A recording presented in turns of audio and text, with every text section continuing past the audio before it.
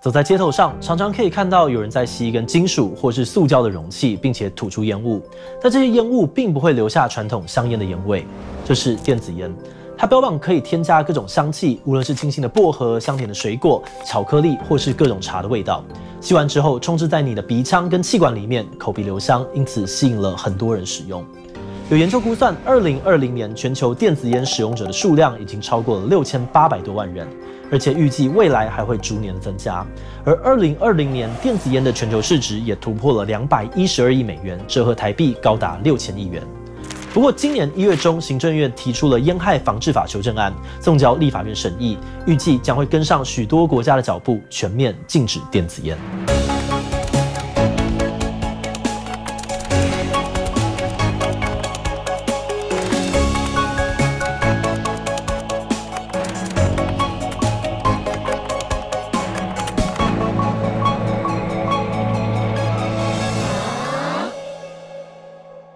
最近几年很流行的电子烟，其实从20世纪初期至今，就有不少人发明出类似的物品。这些物品都跟今天的电子烟类似，透过加热的方式让尼古丁变成蒸汽，再吸到肺里面。只不过它们都没有成功的商业化。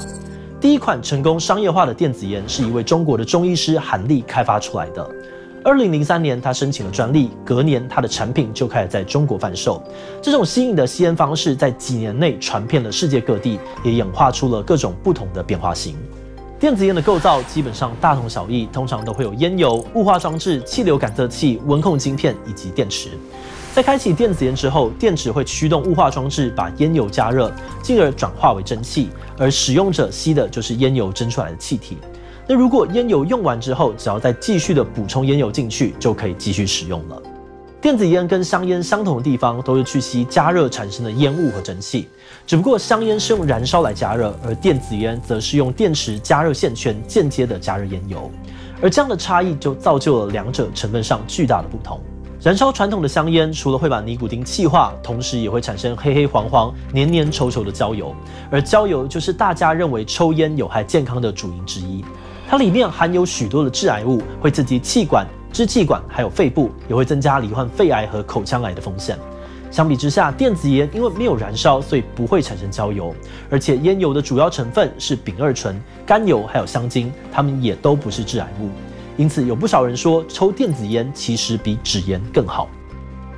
大概抽了烟龄10年，然后一开始的话就是抽比较一般的纸烟，后来就换成有金球那种凉烟，然后这几年就是抽电子烟。我的契机其实蛮个人化的，就是我的室友他有一天想要尝试戒烟，所以他就把他电子烟的烟棒送我，然后我就开始接触这个东西，然后抽久之后就发现有越来越方便，所以就慢慢把纸烟就替换掉了。没有味道这件事情真的是蛮有帮助的。比如说你在公司，你如果抽完烟你进来的话，你还是要大喷一下那个除臭喷雾这样子。再来是使用场合比较不限制吧，因为像就算你去夜店你要抽烟，你可能还是要去楼上或者吸烟区，但基本上你抽电子烟就是偷偷来一口是没有人会发现的，对，没有二手烟的问题。然后走在路上好像也比较可以随便乱抽，比较不会被白眼。我通常是买水果系列比较多，比如说百香果、荔枝、葡萄、白桃乌龙，还有茶系列的，比如说红茶、乌龙茶，最近还有那个高山冷萃，对，大概是这2个路数。不过，由于烟油的成分很简单，也很容易买到，有很多人甚至会自己调配来用，或者是店家自己调配来贩卖。在这样的情况之下，烟油里面的成分就变得很难控管。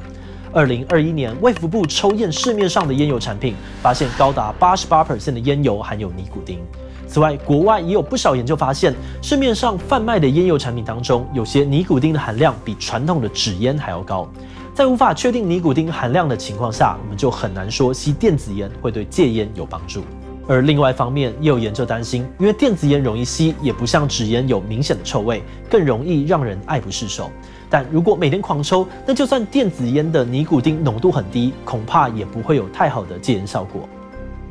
我最刚开始的时候是抽纸烟，然后主要都是抽凉烟，就是有金球可以压的那一种。后来慢慢开始改抽电子烟，之后就抽了电子烟，大概抽了2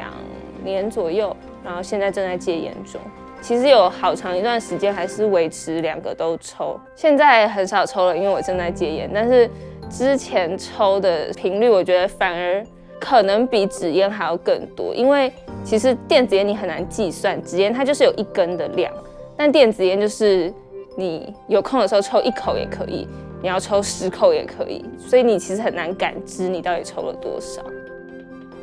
2019年 WHO 公布的全球吸烟盛行率报告，回顾了大量的研究之后，还是认为目前仍然没有足够的证据可以证实电子烟对戒烟有帮助。让许多专家担心的还不止如此，有不少国家的统计数据发现，电子烟可能会让青少年的吸烟人数增加。台湾也是类似的状况，高中生使用电子烟的比例从2018年的3.4% 上升到了2019年的5.6%。有研究认为，这是因为很多电子烟厂商会用许多不同的口味当作噱头，吸引好奇的青少年来尝试。然而，研究也发现，青少年吸了电子烟一试成主顾之后，日后抽纸烟的比率会大幅的提高，有很多人更是纸烟、电子烟2种都抽。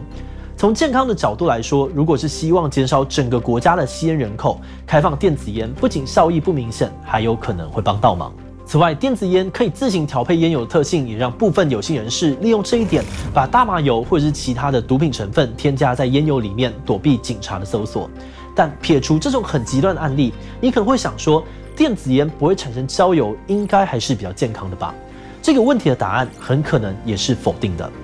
根据近年的研究发现，其实市面上电子烟的烟油成分不一定单纯，很多烟油产品曾经被验出甲醛、乙醛等致癌物，有些甚至还有重金属。如果长期吸这些物质，有可能会影响到正常的生理机能。此外，有许多的研究也指出，电子烟的烟油里面还常常验出一些油性物质，而这些成分吸入肺部之后，就可能会引发急性类脂性肺炎。所以说，虽然电子烟少了焦油，但它的烟油却有其他的致癌物、重金属和其他刺激肺部的化学物质。我们也很难断定改吸电子烟就一定比较健康。基于同样的理由，我们也很难说电子烟就没有二手烟的问题。一般来说，二手烟指的是我们非自愿的吸到随烟雾释放出来的物质。从这个角度来看，电子烟的烟油在雾化之后，也会让附近的人吸到飘散的气体，也就是说，电子烟还是会产生二手烟。所以最主要的问题还是电子烟的二手烟对人体有害吗？但根据刚才提到的近年的研究调查，电子烟的烟油里面的有害物质也会随着加热而飘散到空气当中。我们闻不出烟味，并不代表电子烟真的很好，可能反而会在无意间吸入不少的有害的化学物质。目前针对电子烟的研究，大多数呢都还是在探讨它对于人体健康的直接影响，而至于二手烟的问题会有多严重，还需要更进一步的研究才能够确定。随着近几年越来越多关于电子烟的研究，未受管制的电子烟所带来的问题越来越受到国民健康主管机关的重视。在今年的修法之前，并没有哪一部法律明确的规范电子烟应该要遵守哪些规定，跟它有关的条文分散在许多不同的法规当中。如果烟油里面还有毒品，是落在毒品危害防治条例的范畴；如果被验出含有尼古丁，那么就会违反药事法，因为尼古丁算是药品，必须要特别有申请许可才能够卖。那要是烟油里面没有尼古丁，是不是就可以了呢？其实还是不一定，因为烟害防治法有规定，任何人都不能够制造、输入或是贩卖烟品形状的物品，无论是糖果、点心还是玩具都不行。过去几年，全台各地的卫生局大多都是依据这一点对电子烟业者开罚。第一次买的时候是实体店面，就是一个朋友推荐的，因为那个时候有非常多家叫什么 Vape 的那种电子烟的店。然后就去那边买，然后买了烟油之后也是去那边买。后来感觉好像政府动作比较严格之后，那些店面开始一个一个不见。那我就是用虾皮，他们都会用一些代号，什么糖果之类的。结果后来虾皮也被禁了，然后我朋友就把我加进一个 LINE 的群组，里面可以买到烟油。然后它会有一个 7-Eleven 交货店的连接，里面可以直接下单。就是这样补充电子烟油。不过，电子烟产品层出不穷，越来越多形状不像传统香烟的电子烟出现，使得执法变得越来越困难，因而催生了今年的修法，预计要全面的禁止电子烟。不过，许多学者专家都对这一次的修法相当的担心。首先，因为新的修法禁止电子烟的方式是打算透过禁止不含烟草的类烟品来避免民众接触电子烟，而至于含有烟草的加热烟就当作一般烟品，需要先送审通过才能够贩售。但新形态的烟品不断的推陈出新，例如国外现在已经有混合烟草跟烟油的产品了，这种产品根据新的法规到底算能不能够卖呢？这种判定标准上面的模糊地带，可能又会让刚修订好的法律产生新的问题。此外，许多专家也担心，全面禁止的措施也不一定会有用。目前，电子烟等新形态烟品产业已经在台湾各地出现，使用者的人数跟需求也在逐年的增加。直接全面禁用，在需求不减的状况之下，很有可能反而让电子烟跟烟油的贩卖转入地下，甚至变成黑市，让政府的稽核还有查验的难度增加。以前在缺乏把关的情况下，无论是电子烟的使用者，还是无意间吸到二手烟的民众，都会暴露在不必要的风险之中。